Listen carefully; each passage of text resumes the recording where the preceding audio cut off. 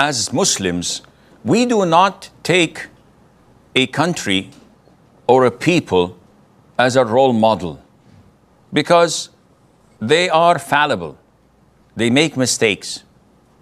You can't come and say, why do the country of so-and-so smoke or have nightclubs? They're Muslims.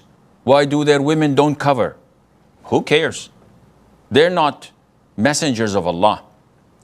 And this is why Allah has sent us the Qur'an and the Sunnah of the Prophet ﷺ and the favored 3 generations so that we can judge things by and implement in our lives. Now, when it comes to the issue of the beard, there are 2 respected opinions. One is that we must leave the beard as it is, not trim it, not shave it, not do anything but honor it by brushing it, combing it, perfuming it, maybe sometimes put some creams on it, no problem in that. And the other opinion is that it's permissible to take whatever exceeds a fist. This is a fist. So you take from the bottom of your fist, not from the top as most of the people do. No, you take whatever exceeds the bottom of your fist.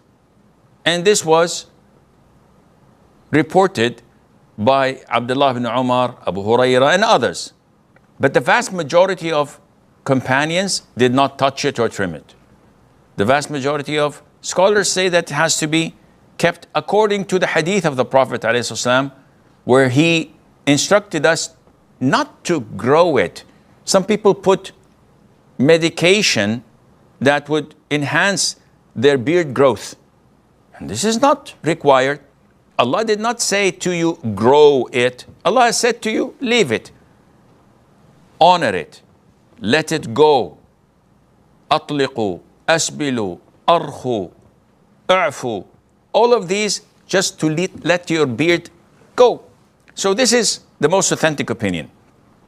Now, in some cases where a person's beard is really long and it jeopardizes his safety, such as an employee in a factory where there are machines and conveyor belts, and it might be caught in one of the machines, or a person who's driving and his beard comes and covers his face.